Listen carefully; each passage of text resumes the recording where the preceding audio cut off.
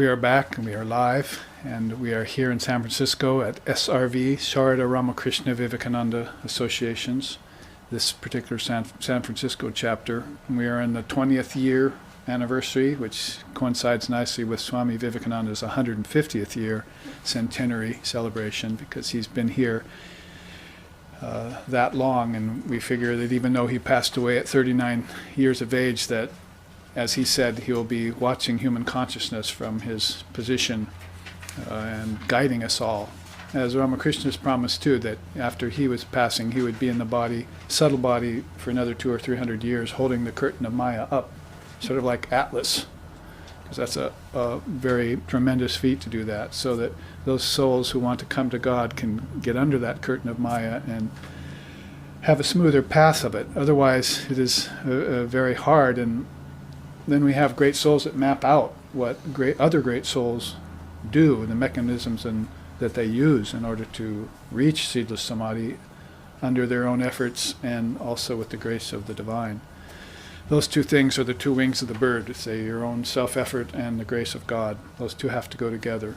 In fact, they're really one and the same, because we find that in spiritual life, eventually you'll find that it's Divine Mother who gave you the desire to do sadhana, who gave you the desire to seek truth, and you can't otherwise explain it.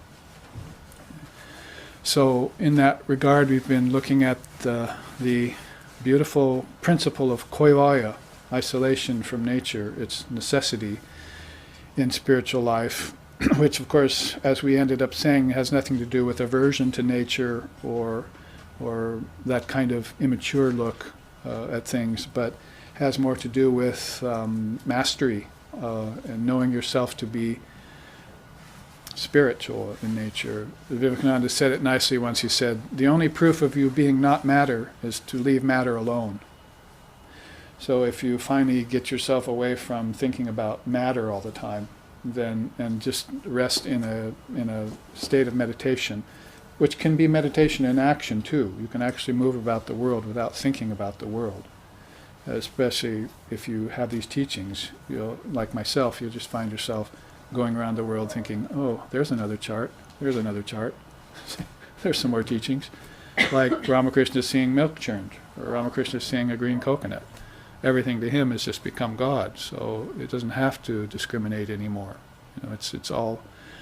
But don't try that at home, kids, or think that you're too high above your station. You must go through these processes and really prove it to yourself, or things come crashing down around your ears eventually.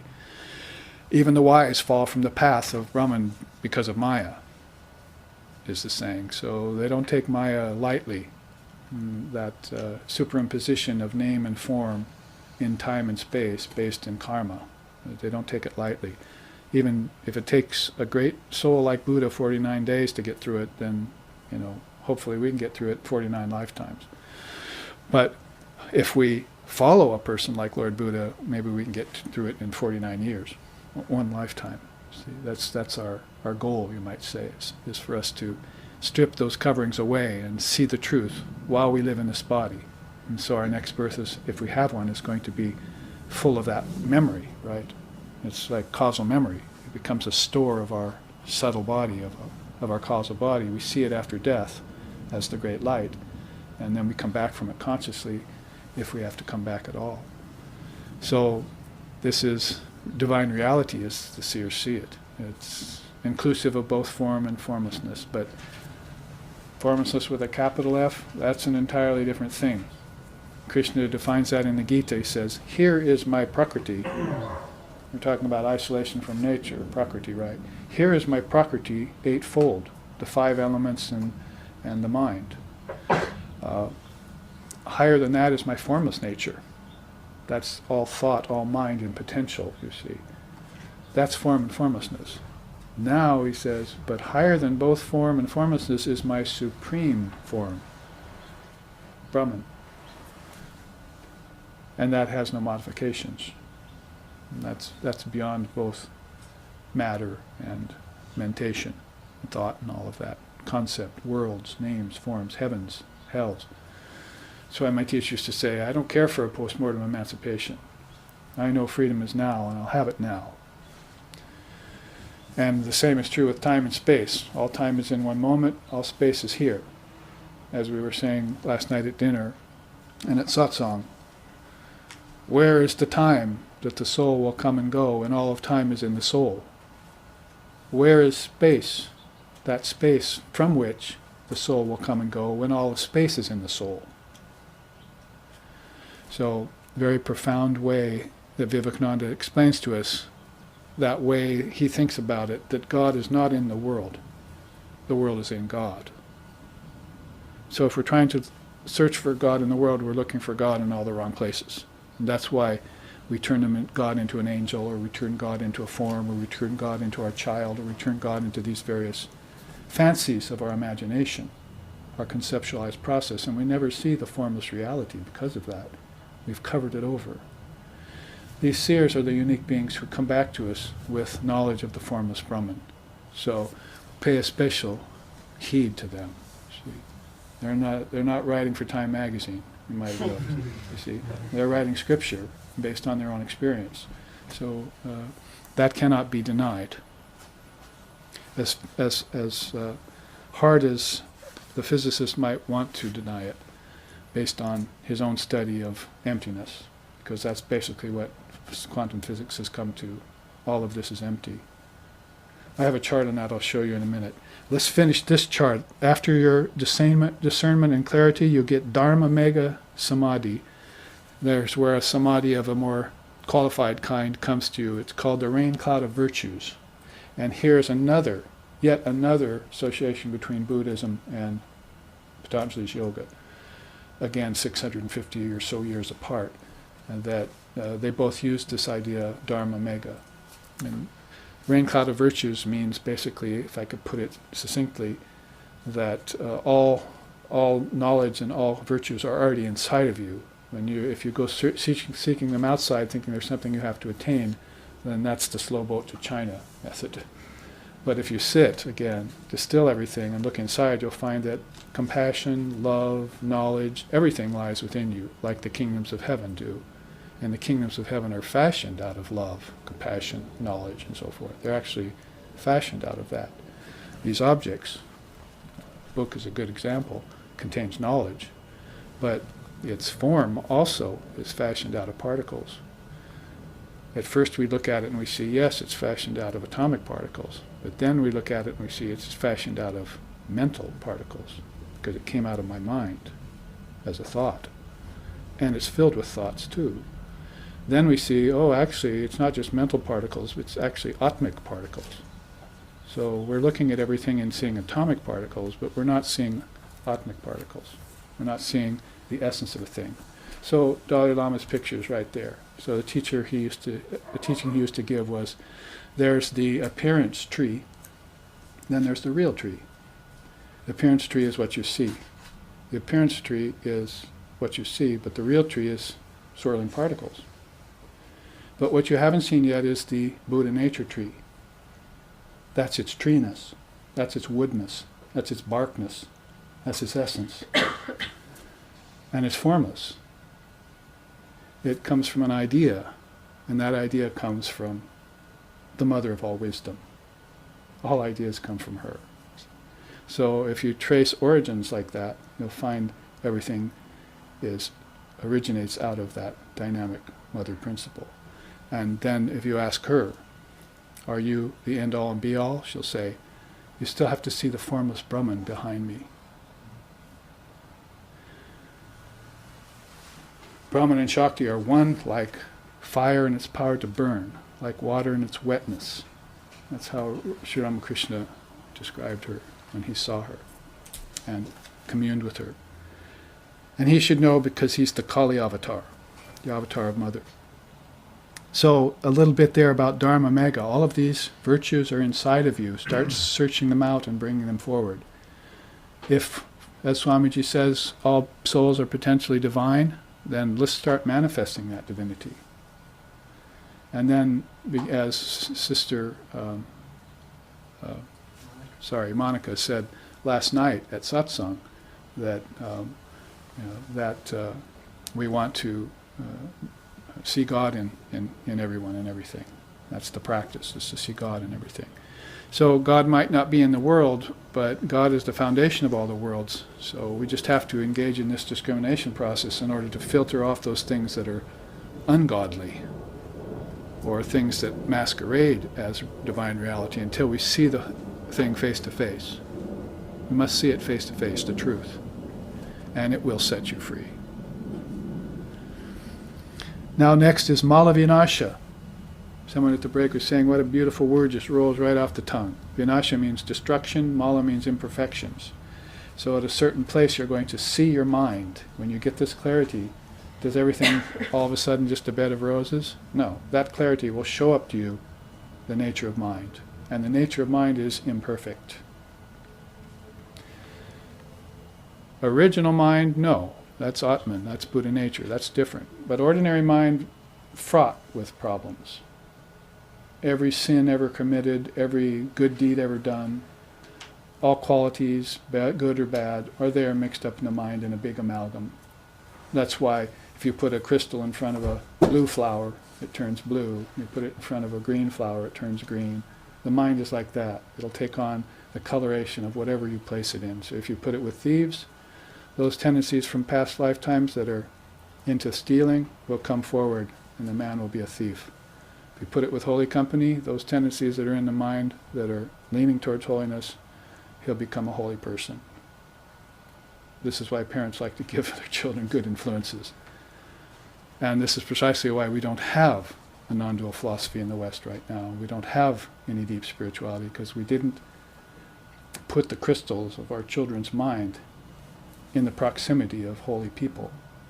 We have a hard time finding holy people here, you might have noticed.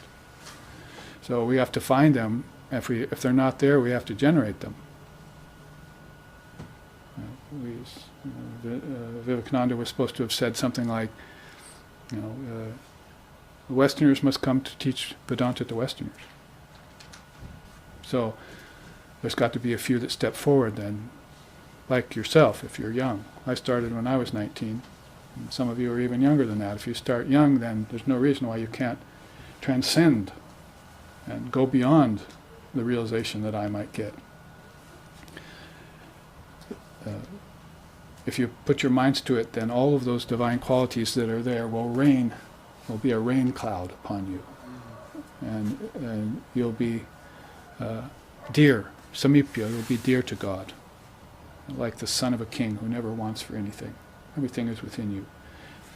7 rules in yoga that kind of are sort of like these 7 steps. And the second one is, all knowledge lies within you, the laws of yoga. So they always thought in the East about all knowledge lying within you. You don't have to look for it outside. When you're looking for it outside, you're only verifying the fact that it exists within you. That's all. As you were saying at the breakfast table, about hope and so forth. It's really just kind of a verifying process that all of this lies within you. Everything that's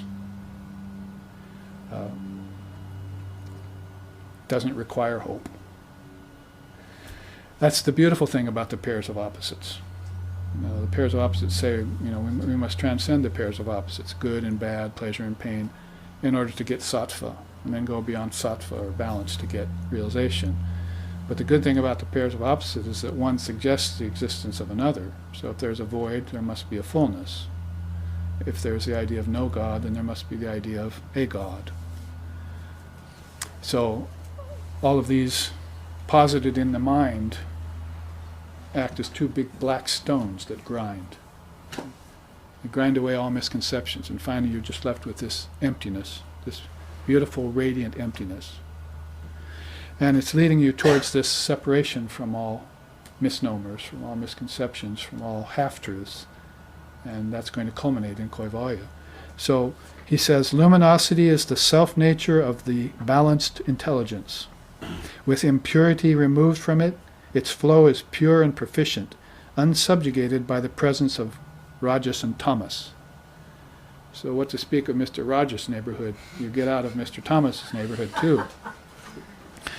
And you get to Mr. Sattva's neighborhood, or Miss Sattva's neighborhood if you wish, and you get balance.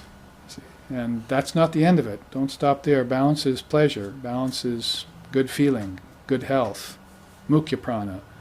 And you just don't want to end up being a healthy animal. You want to end up realizing your divine nature. And so that's the next step beyond. Let's look at it. Guna Vaitrishnam is dispassion toward the gunas. Sort of like the word Kaivalya, guna is specific to Vedanta. It means a quality in nature. And the three of them are basically tamas, slothfulness, rajas, restlessness, and sattva, balance. So these gunas are there in everything. If a river is flowing swiftly, it's rajas. If a river is stopped and stagnant in a swamp, then it's tamas. If that river is flowing into a high mountain lake and it's all pristine and pure and clean, then it's sattva. So you find the three gunas in nature. You also find them predominantly in your mind. The tendency towards laziness, the tendency towards restlessness, and that sweet balance that comes every once in a while. When I was working with the third guna, sattva, I used to have a mantra, come sattva, come, I know you're there. And within hours, my mind would be balanced again. That's practicing the previous step, isn't it? All dharma, all virtues lie within you. All you have to do is call them to you. If you become somewhat proficient at it, it will happen that way.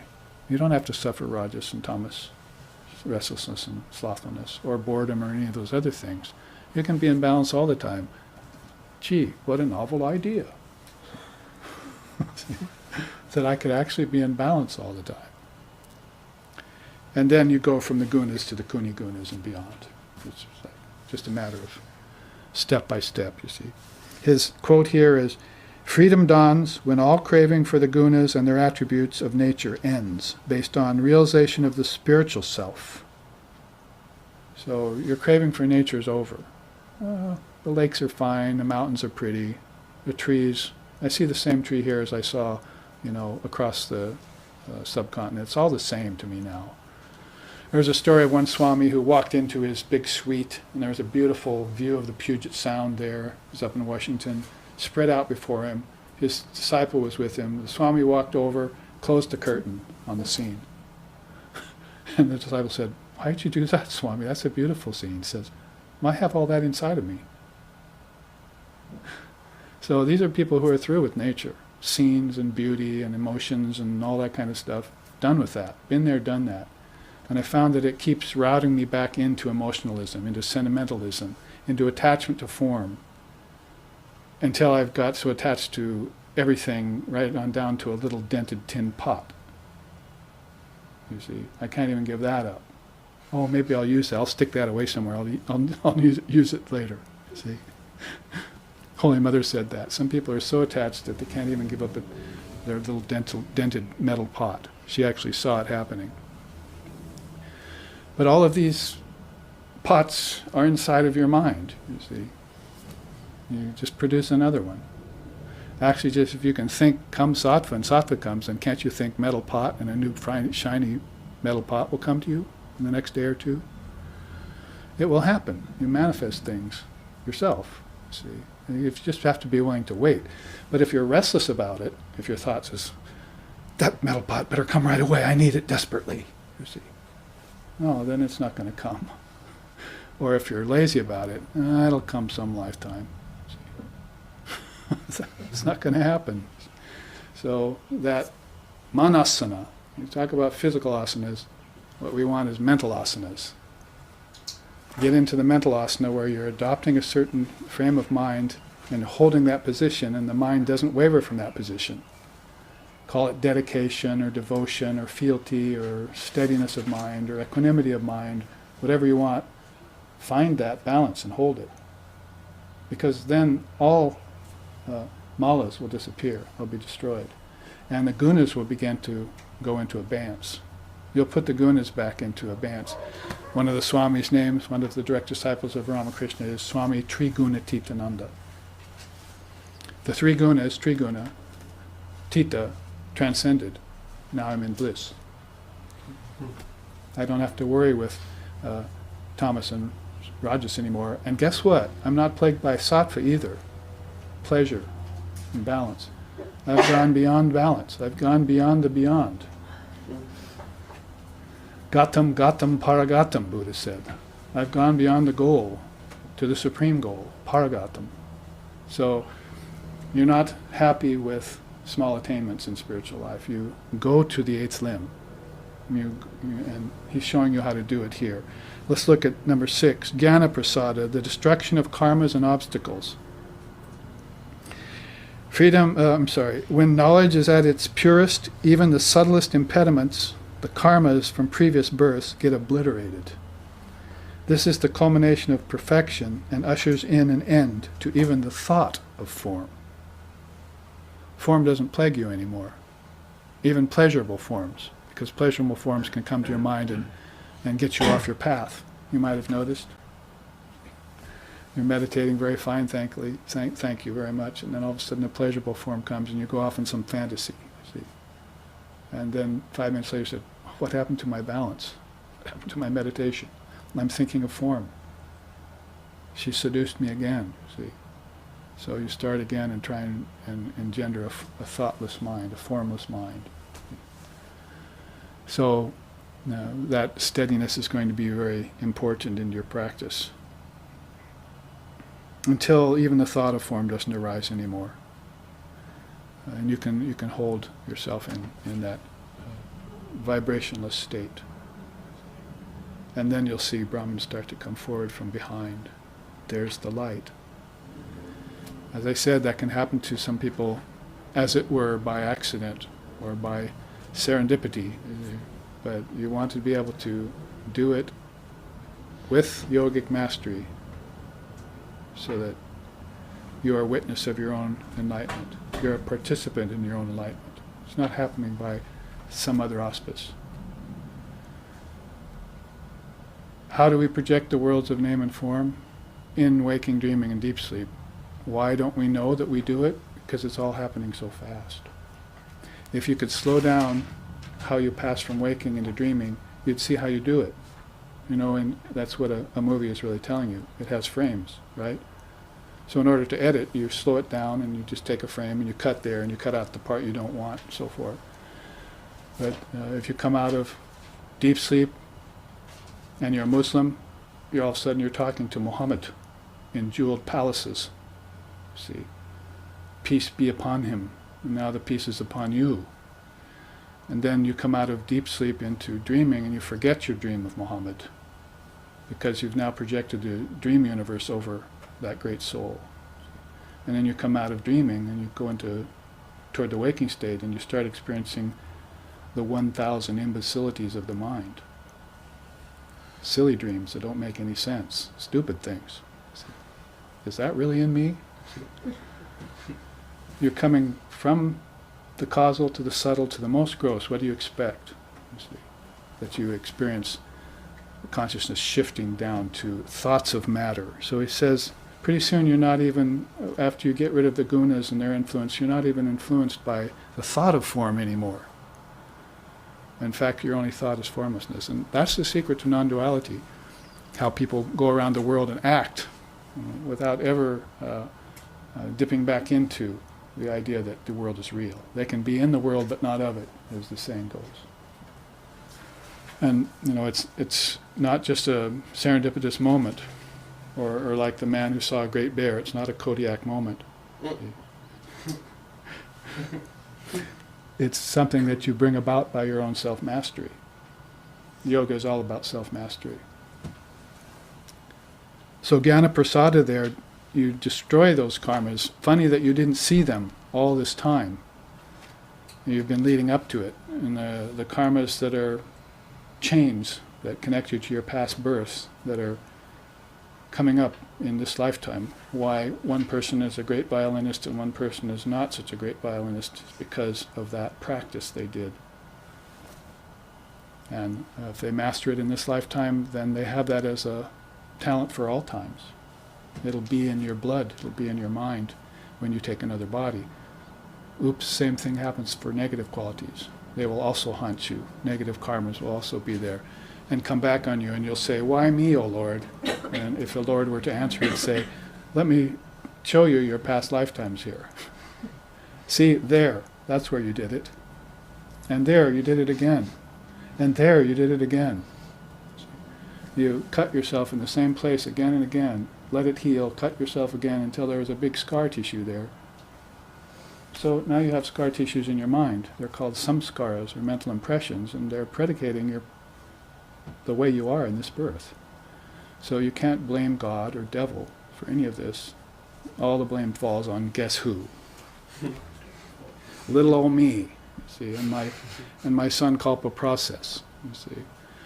So wouldn't it be nice to be without the threat of form, thought of form? There's a beautiful song in India that says, I was meditating high in the high elevation of my own consciousness. All of a sudden, a draft of sin's harsh wind drove the kite of my mind towards earth. A breath of my past karmas, you see, drove me to earth. So your meditation gets spoiled, your life gets spoiled and ruined, and your balance gets interrupted. And to the yogi, that's not acceptable. That's untenable and that's unacceptable. He wants his bliss uninterrupted, unalloyed. No interruptions in it whatsoever. One continuous flow of bliss, perfect equanimity. He won't accept anything less. So it's up to him or her, the yogi or the yogini, to affect that balance and keep it. So yoga is all about gaining powers and keeping balance. Those powers are in your mind. Don't use them for occult purposes like levitating or telling the future or silly things like that. Krishna says in the Gita, if you have even one of the occult powers, you'll never realize God. Now, if Krishna says it, then why are so many people seeking the occult powers? If you don't believe in Krishna, let's flash forward to the recent avatar, Sri Ramakrishna. He said, occult powers are like crow droppings by the side of the road. Do you really want them? Does anyone collect crow droppings? Like in a bottle? So there are sidetracks to your enlightenment, to the real reason why you're here, your spiritual enlightenment, attainment of spiritual enlightenment. So these are the kind of things that get destroyed in your mind with jnana prasad. After this whole step has gone on, then look at, there's a sampragyata. It's the last thing to go. If you destroy the karmas from your past births, then you're not going to have any future births. Because your future births are based on your past births and this present birth. So your future karma is under your control. You can obliterate it. To never be born again means two things: to never take a form, or to never be born in ignorance again. Because if you're born in knowledge, you're not born. Think about it. If you're born in wisdom of your true self, you're actually not born. You're assuming a body and dropping a body, like kids putting on clothes and then outgrowing them and putting on a new set. See? And that's nothing to you.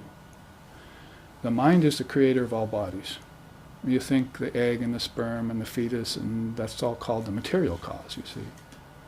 And you've been raised in that kind of way of thinking. But you haven't seen the primal cause yet. You haven't seen the mental cause. You haven't seen the causal cause, and you haven't seen the remote cause called Om.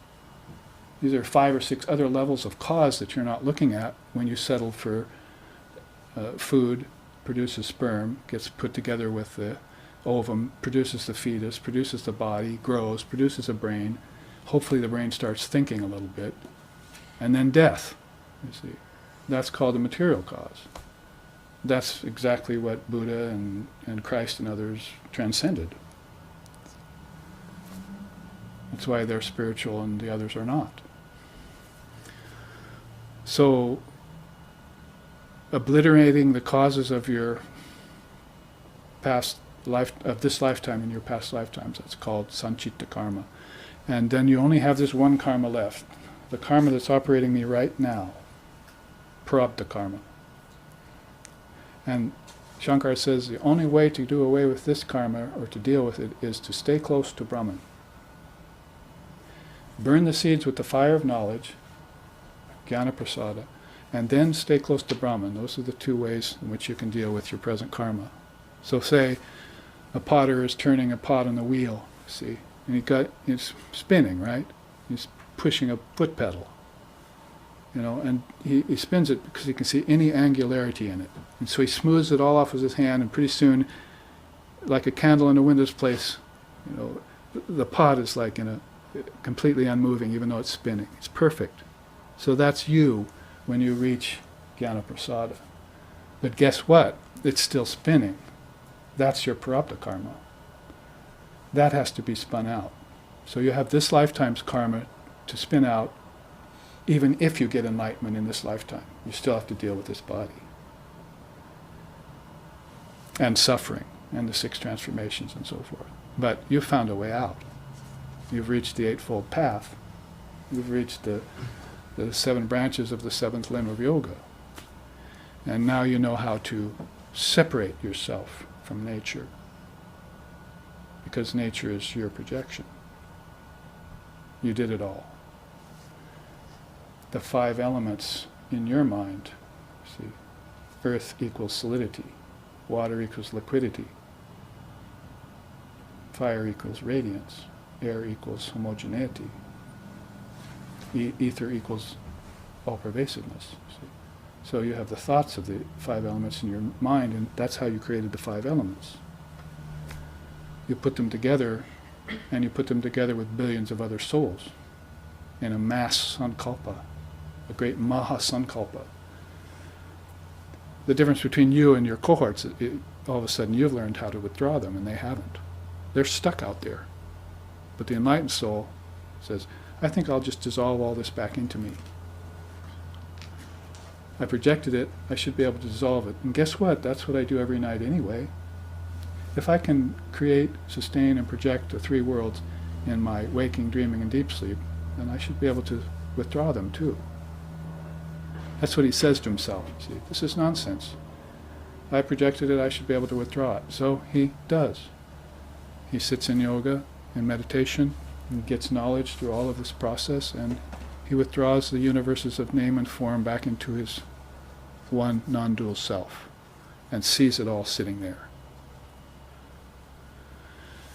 And when he sees that, he sees, oh, I see I've had an attachment to nature and form all this time, and I think it's about time I have koivaya.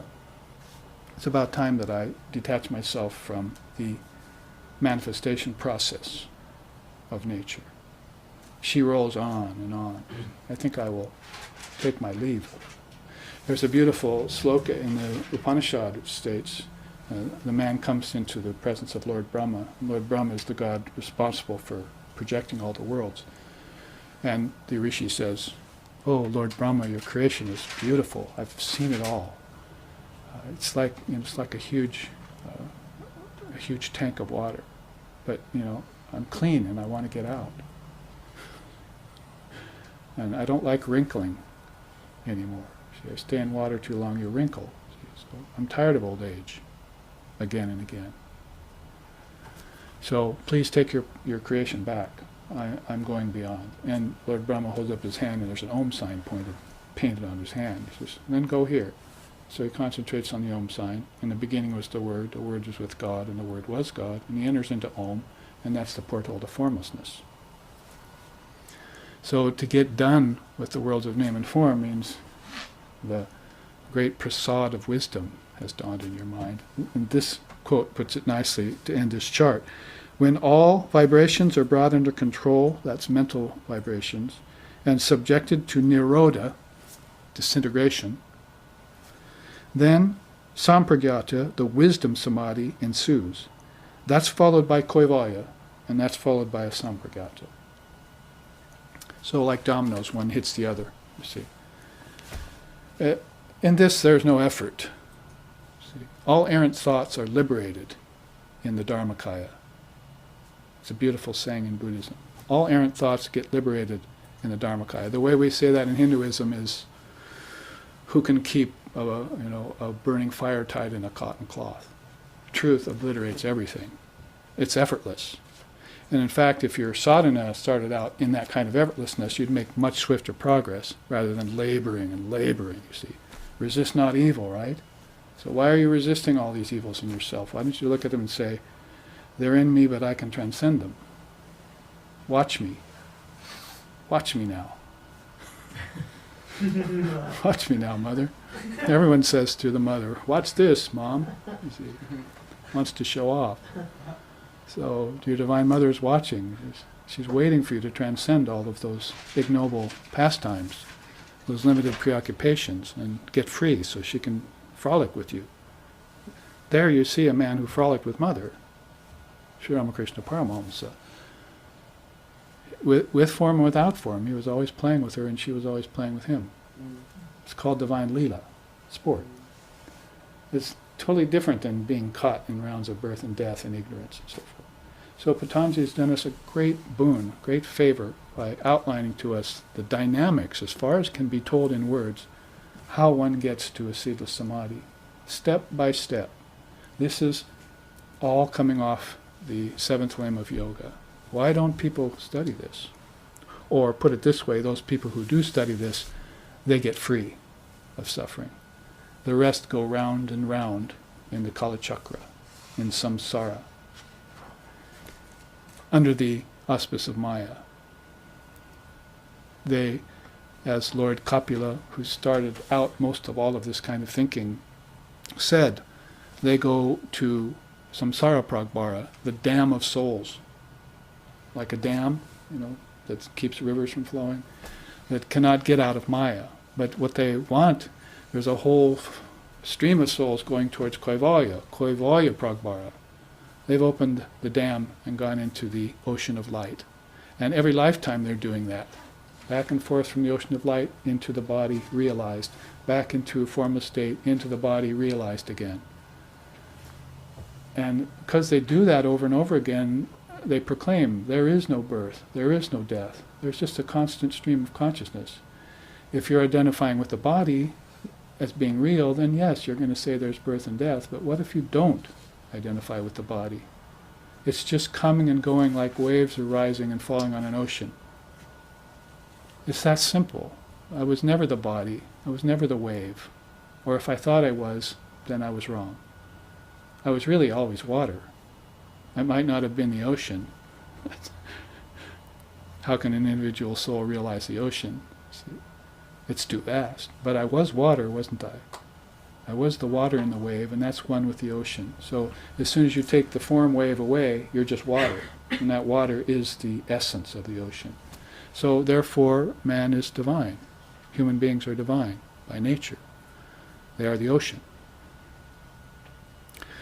So there you see the father of yoga, Patanjali's beautiful way. And I know that this class we jumped in at a very high level of yoga. We didn't start back with the yamas and niyamas and so forth. We've done that before. I think most of you have been with Vedanta long enough to begin to direct your minds towards these lofty, subtle truths. Because they're very exhilarating, they're very inspiring. So, cut here. And go to the Indian marketplace. And, I'll pay you. This cloth cost you 1,000 rupees. I'll give you 500. Oh, sir, no, that's much too expensive. 900 rupees. He says, well, no, actually, I've changed my mind. I want to give you 400 rupees for it. Oh, sir, you're cutting here. You're cutting me right here. And you walk away with the thing for 550 rupees. So that kind of wisdom cuts right there, from that chakra down. All you have is this higher wisdom now to contemplate. And the lower things that you struggled with, they make no never mind anymore. They're a matter of little moment. I like that phrase. They're a matter of little moment. They're a tempest in a teapot. Something that a bad dream you had. Because I awoke one day and my ignorance was gone, utterly gone. It was as if it never existed. That's how they feel. And they feel that way whether they're in the body or beyond the body. Now, in the remaining time, I have a new chart to show you. Everyone, no one's seen it yet. And it's in accord with this next sloka. We're almost at the end of chapter 2. The penultimate slokas say this. This divinity, which we have just been talking about, pervades all directions in their entirety. It is the firstborn. Hiranyagarbha is the Sanskrit word. Hiranyagarbha means cosmic egg, out of which everything came. It is the firstborn of all beings. It has entered into the womb. It alone is born, and it is to be born in the future. It is inside all beings as the indwelling spirit, and it faces in all directions.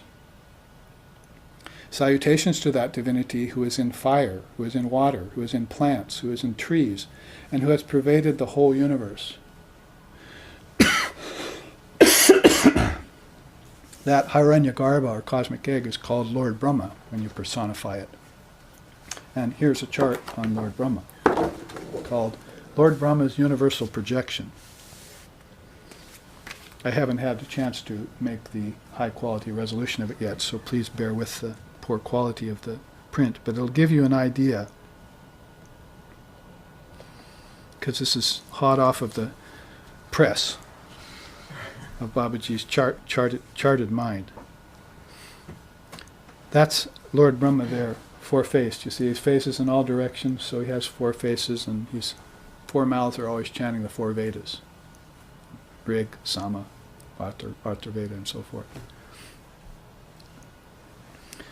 And there you see everything behind him, as it were, all the creations. He's sitting on a 1,000-petaled lotus, and those are, each petal is a loka, and in each one of those lokas there's hundreds and thousands of worlds. Sort of like our physical space has hundreds and thousands of worlds, but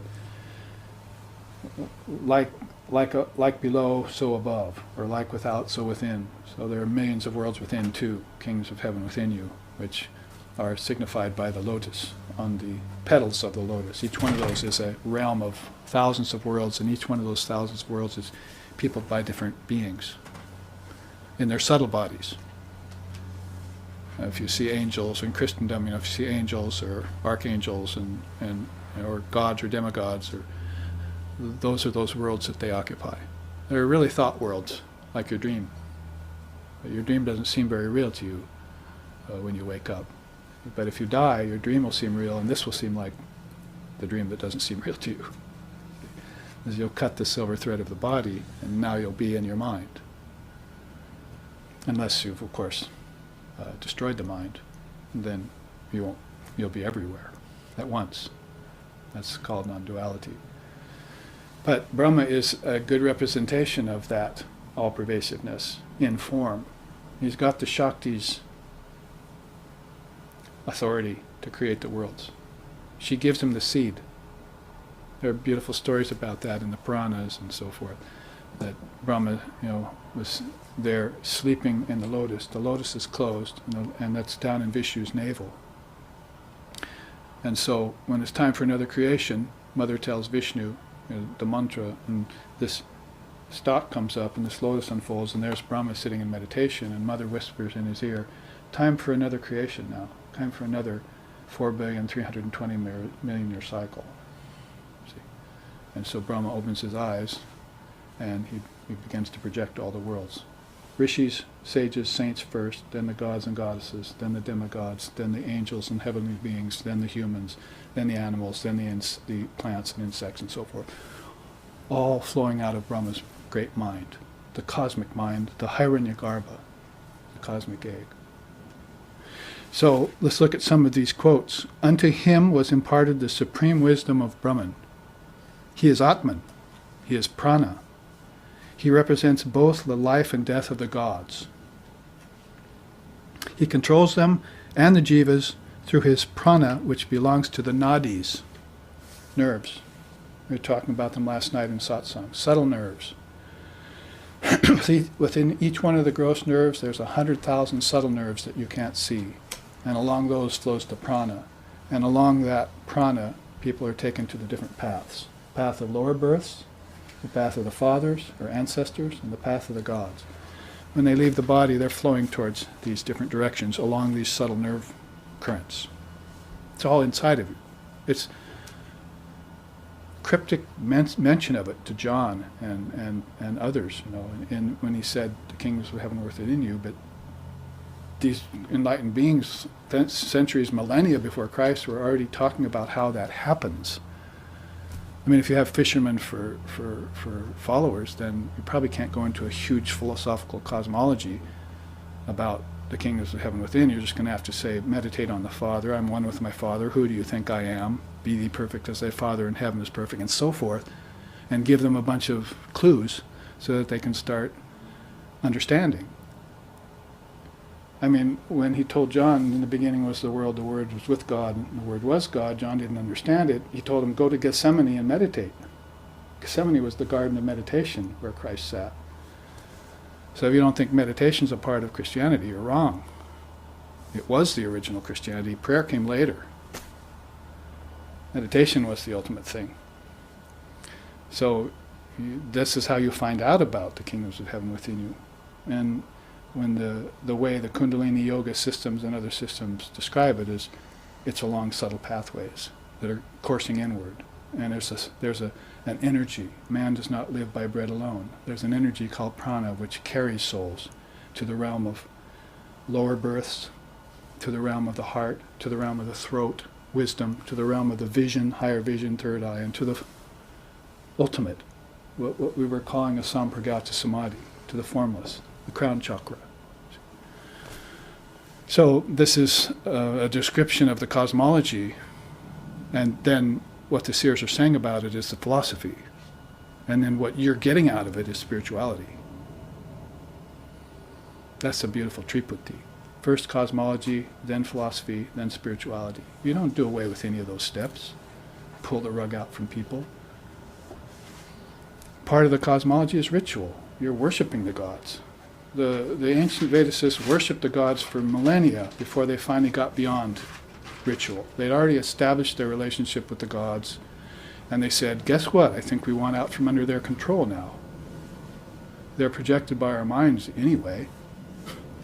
We're the ones that constructed them. Why are we putting ourselves under the control of our own construction, of our own projection? Let's transcend them. And the Upanishads were born. And in the Shvetashvatara Upanishad, you find some of those great slokas that are saying, you know, we practiced ritual for a long time until finally we decided we wanted outside the box. We wanted to get beyond form. And there's where the Buddhas are born and the Patanjalis, and being to actually go towards formlessness without any fear. They're a hailstone that drops into an ocean. See, they're willing to give up their crystallized form. And actually they're welcoming it. Dalai Lama's picture again, I was with him once on stage. I was playing some music for one of his talks, and he said, we Tibetans look forward to the time of our death. As if, you know, here we're just kind of hanging out, rolling out our prarabdha karma, you see. And Chief Joseph of the Nez Perce said something like that, you know, and others. So we look forward to the time of our death. So it's not something you fear. It's actually, all fear is here in form. You might have noticed. But here in form is where you test yourself. You see, it's where you can test yourself. If you're beyond form and all's bliss, then fear isn't a concern. But if you're here in form and you have fear, guess what? You get a chance to eradicate it. You understand where I'm going with that, right? Mala vinasha. You get a chance to destroy it and reach the highest samadhi. So this quote that I would just didn't even get through suggests these three paths. He controls the jivas, that's the embodied beings, through his prana, which belongs to the nadis. That's where I stopped and gave that explanation of these subtle nerve passages inside of you. In dreamless sleep, they pass through that state into their own abode, like a falcon piercing the sky to rest in its own nest. The ancient rishis were not beyond being poetical, or using poetic or musical means to express these truths. So that's why a lot of people like Thoreau and Aldous Huxley and other Western luminaries, savants, were so attracted to the Upanishads. So with that as an initial quote, this chart is based on all these other quotes. Let's read them because they're those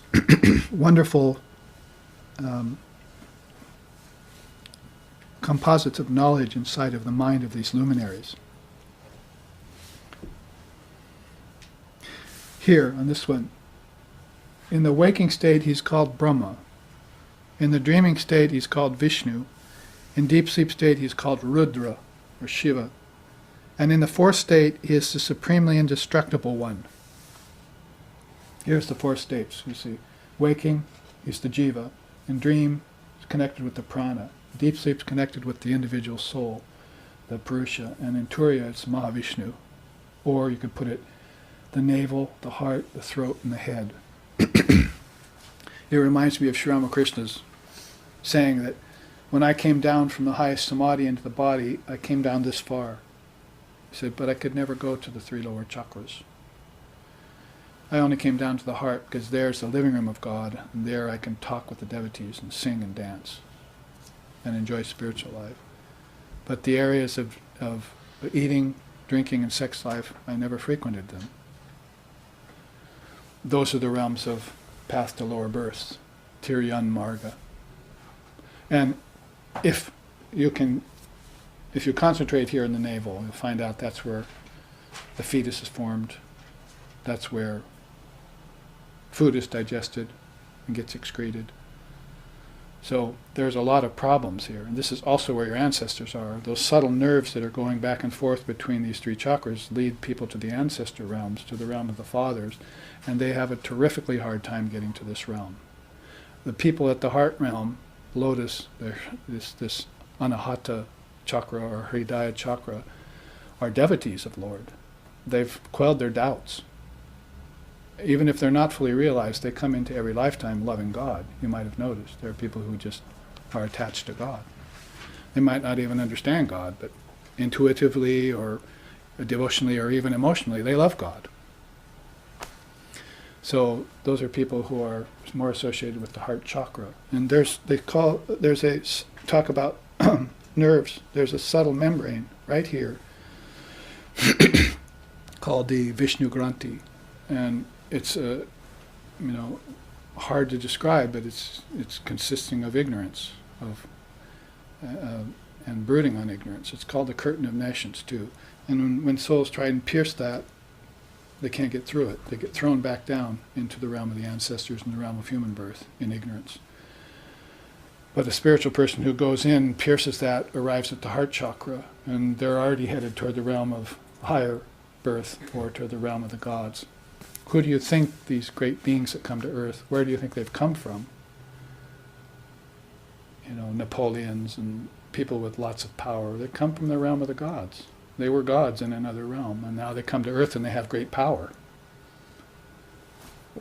Why do you think God made some powerful and some weak? I wouldn't worship a God like that. He made some suffer and some enjoy. And that's not my idea of God. I'm quoting Vivekananda.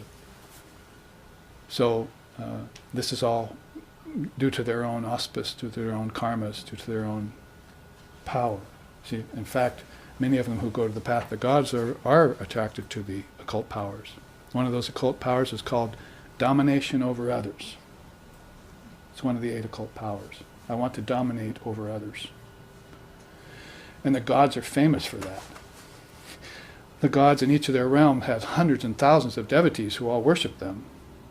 But by worshiping them, they're not seeing the ultimate Brahman.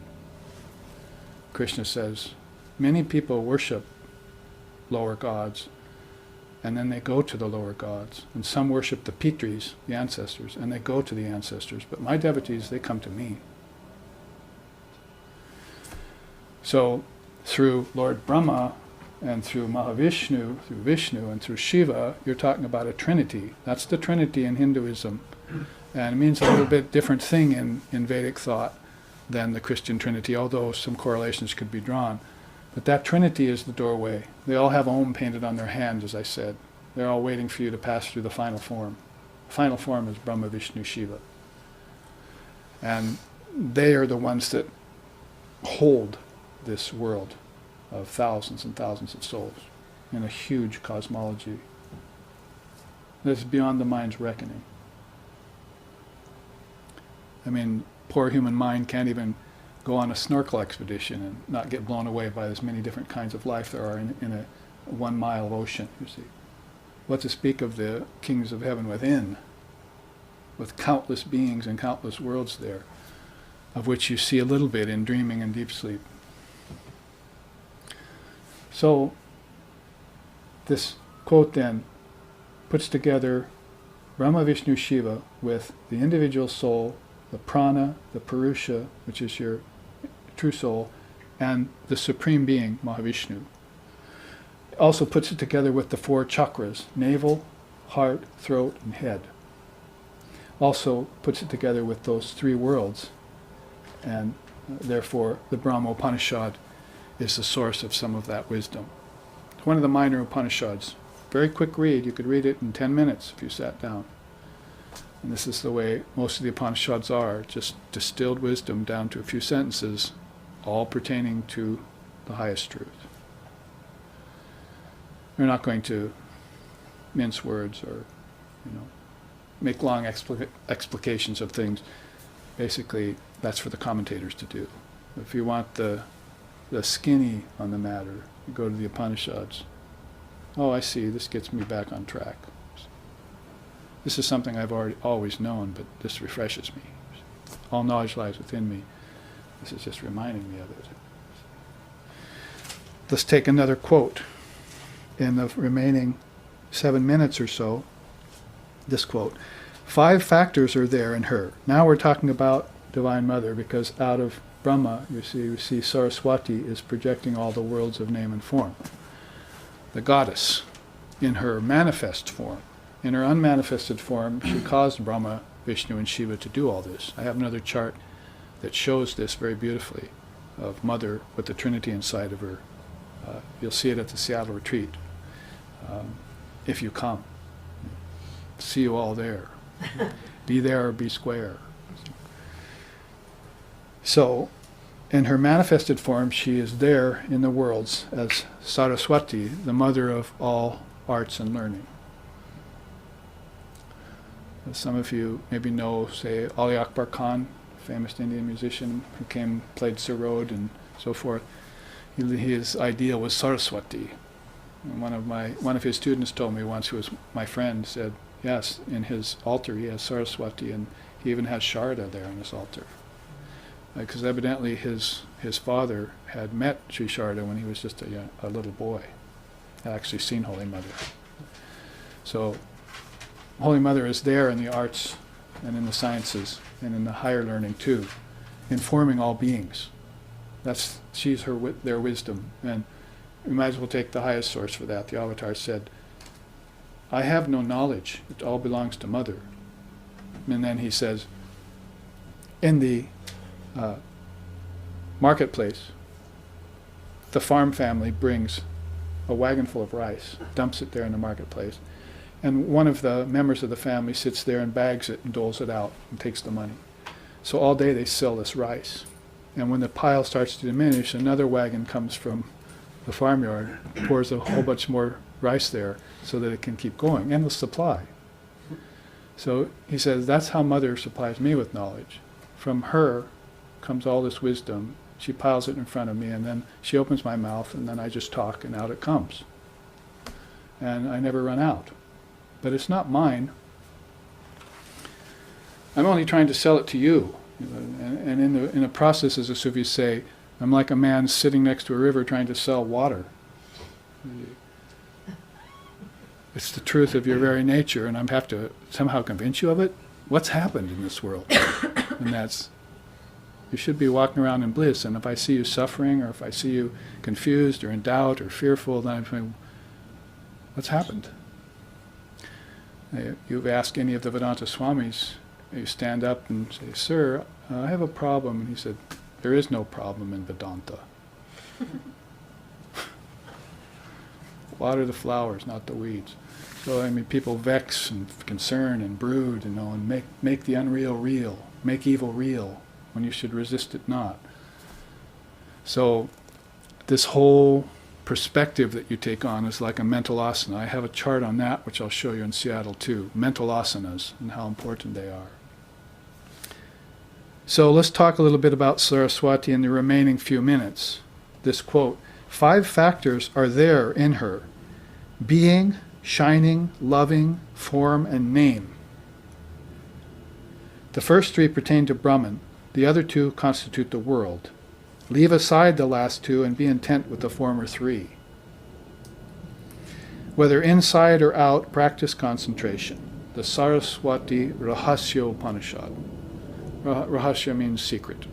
So the secret that Mother is telling you is evinced in that peacock that's standing in front of her and the swan that's behind her.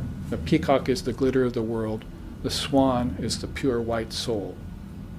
Notice how Kaivalya has happened. How the peacock and the swan aren't frequenting with one another. In fact, they might fight sometimes. You see, peck each other. See. Get away. I know, Mother, you don't. So there you see the teaching then just put easily under the half moon, which is another one of her insignias. Brahman is the swan, the world is the peacock. Under Brahman is being, shining, and loving. You see, light is shining, right? Like Baba Trinima says here at the end of her phone machine, blessings of love and light. You see. So being, shining, and loving are Mother's realm. And you concentrate on those and find her inside of you. Not necessarily as a form. I mean, this is a beautiful form that actually one of my students gave me. She bought it in India. So it's not Saraswati playing the veena, but Sharda playing the veena. It's a very wonderful concept somebody recently thought up, one of the Swamis. See, actually, you're looking at Saraswati, but that's old Veda. The new Veda is Sharda has come. And Sharda means Saraswati. It's the same name for the same goddess. So we have our Holy Mother here, appearing to us as the goddess of arts and learning. And she's come to us in this day and age and shown us that all of this is true, all of this is real, all of this is beneficial. And we should take it to ourselves. Grant unto Caesar what is Caesar's, but take unto yourself what is the Lord's, right? It's an ancient truth cut in stone. And it's there found in every religion. Let's read this beautiful quote I found about her from the same Upanishad. Dearest Mother, greatest goddess, Saraswati, female swan among the cluster. Before the faces of the four-faced God, may the all-white Saraswati sport forever in my mind. Spouse of Brahman, whose thick tresses deck the crescent moon, thou art the stream of nectar that extinguishes samsara's heat. Isn't that beautiful? Anyone getting tears? Or goosebumps? We call them in Hawaii, we call them chicken skin, brah. I got chicken skin from that sloka.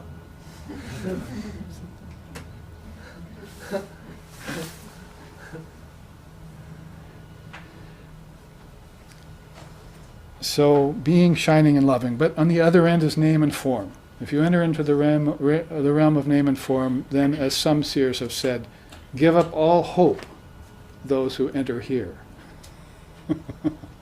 Actually, that's a double-edged teaching based on what we were discussing at breakfast, isn't it? Giving up hope would mean, you're lost. Or it can mean, go ahead and transcend hope. Give it up because it's not going to help you. And that will be good for you. Hope is the lowest possible quality of human nature. Swamiji said it's the least, the last-ditch effort if you have to fall so far as to have hope. You are the stainless Brahman. You are the child of the mother. You are the Atman. You are pure and perfect. Why have you fallen so low as to have to, relegate yourself to having hope for something? In the West, the incarnation of God is seen to be a savior. But on the Eastern horizon, he's an exemplar. Who said that? Asheshanandaji. Yeah, the same as Vivekananda. Might as well be. So you can see the difference between a savior and an exemplar. How Eastern thinks that you should be cutting yourself in that image. And Christ said that too. Be thee perfect as thy Father in heaven is perfect. He didn't want you groveling or using him as a doormat. Christ is not a doormat. He's a doorway. Who said that? Babaji Bob Kindler. Just now. Let's finish it up, but that's a beautiful quote. Memorize that, those of you who are into memorizing, and inspire yourself in meditation when you're having a hard time. Now, the bottom two quotes, and we will have done a rudimentary pass. Oh, we have to take the top one too, of this chart. Only those who get attached to pleasure do work for the sake of its fruits. Though really the master of the senses, they become bound and take various forms, wandering constantly along the three pathways as a result. And that's why I added Tiryan, Marga, Pitrayana, and Devayana pathways. They wander in the worlds of name and form, which are here, under the peacock's auspice. They're that left hand of Saraswati, you might say. But those who exist, being is existence, sat, right? And those who shine, chit, sat, chit, see, that's intelligence, isn't it? And those who love, ananda, see, where it's all connected, sat, chit, ananda, the supreme being. Those who know that, they don't wander anymore amongst the name and forms, lost. They know themselves, and whether they're in form or not, they know themselves. Oh, I'm now temporarily occupying a form. This form is not me. I'll give it up soon, of my own will. Death does not frighten me anymore. Why? Because my teacher told me, I have received a command from the Divine Mother of the universe that death must die. Death must die. You must put him in his own grave. Next one. He who is the one source of all the worlds brings forth everything from his own sattvic nature and leads all beings to perfection according to their own karmas, while endowing each with its distinguishing characteristics. Thus he presides over the entire cosmos, and that's Lord Brahma, the cosmic form. If you look up Lord Brahma in the net, you'll find so many people saying, why are there so many temples to Vishnu and Shiva? And why are there so many worships and so going on with Vishnu and Shiva? But nobody ever mentions Lord Brahma. See, after the projection is over, then everyone gets into the preservation. They love Vishnu. They love, oh please, keep me in long life, keep me in balance, keep me in bliss. And Vishnu concurs and keeps them there. So beings tend to stay away from Brahma and Shiva. Being born is painful, and having to give things up is painful. They all like Vishnu. And who is Vishnu's consort? Lakshmi. You see, if you worship Kali, Vivekananda said, then you're not going to own anything or have anything or enjoy anything. It's the road of renunciation for you. It's the flight of the alone to the alone, Vivekananda said. But everyone likes Lakshmi. Give me wealth, give me plenitude, give me good fortune, give me this, give me that. And she'll do it if they want that. Holy Mother was a worshipper of Kali. In fact, she was a manifestation of Kali. And she said, people want this and that from God, and then they get it. And then they go away happy with that little trinket. But whoever loves God, where are those that really love God? So, Annapurna here could recite for you Kali the Mother by Swami Vivekananda. He whom misery loves and hugs the form of death, to him the mother comes. Dance and destruction's dance. And dance and destruction's dance, you see. So this is a different cut of being. These are very high yogis, very realized rishis, the composers, the fathers of great philosophical systems that have helped hundreds and thousands of beings get free along that course of Kaivalya Pragbara. And where do they get to? The last quote on this chart, transcendent reality. You can see how the path of the gods eventually, if rightly followed, could lead them to transcendent reality. The quote here is, "There, neither do worlds exist or not exist. Neither do the Vedas and Devas exist or not exist. Neither does the father and mother exist or not exist. Only the one highest Brahman shines there."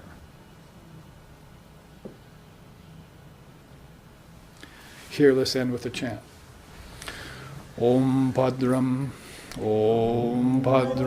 Karnibhihi Srinayama Devaha Bhadram Pasyema Akshabir Yajatraha Stirairangayishtushtuvam Sastanuvir Vyashema Devahitam Yadayahu Swasti na Indro Vridashravaha Swasti na Pusha Vishwadevaha Swasti nastarksho arishtanemihi Swasti no brihaspatir dadatu Om Shanti Shanti Shanti. May we see with these eyes what is good and spiritual. May we hear with these ears what is noble and uplifting. And may we, while worshipping the Lord and Mother, with healthy minds and bodies, live a life which is beneficial to ourselves and to all other beings. Om, peace, peace, peace. May peace be unto us, may peace be unto all. Om